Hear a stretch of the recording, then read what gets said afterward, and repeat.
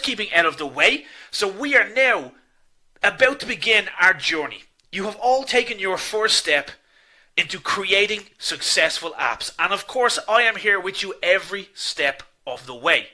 So with that out of the way, let's begin our first lesson. Okay, so let me ask you a question. When you think of mobile app development, what do you think of? Do you think of the wonderful graphics, the nice imagery, and how the actual app works? Or do you think of the back-end side of things when we think of all of the coding that is needed to actually make our successful app? Now, the reason I ask you this is because I need to split you down the middle.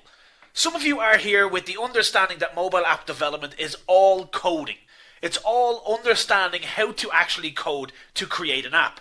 And some of you are probably sitting there thinking that I would love to create an app that looks like this. Okay?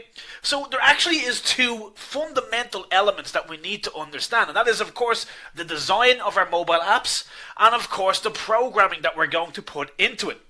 Without both of these marriaging together, we will not actually be able to create our mobile app, okay? So you have to understand that while some of you might be here looking for a crash course on coding, and some of you might be here looking for a course on the design functions of it, this course is a mixture of both put together. Therefore, you need to understand both.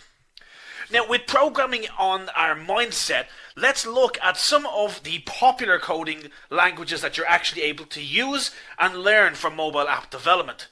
Now you can see there's a large variety here, and there's even some here that aren't mentioned. Now, do you have any previous coding?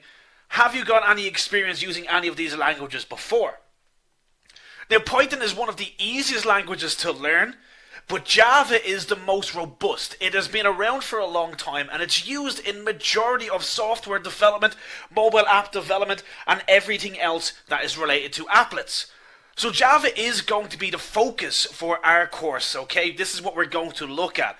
Now, not straight away, because I don't want to scare anybody off. I do not want you panicking. Because the way I approach mobile app development is, of course, through the three key stages that I will be talking about today, and that is our design, our development, and our distribution. The coding is an element of it that we will get to, but you have to understand the theory behind our design, our development, and of course our distribution.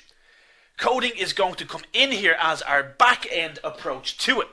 So you're going to learn an awful lot more than a crash course in coding. I'm going to teach you how to actually evaluate how to approach your app, and of course how to actually code it up and get it ready to be published on the App Store itself. Now, talking about the App Store is actually another big decision that you all need to make.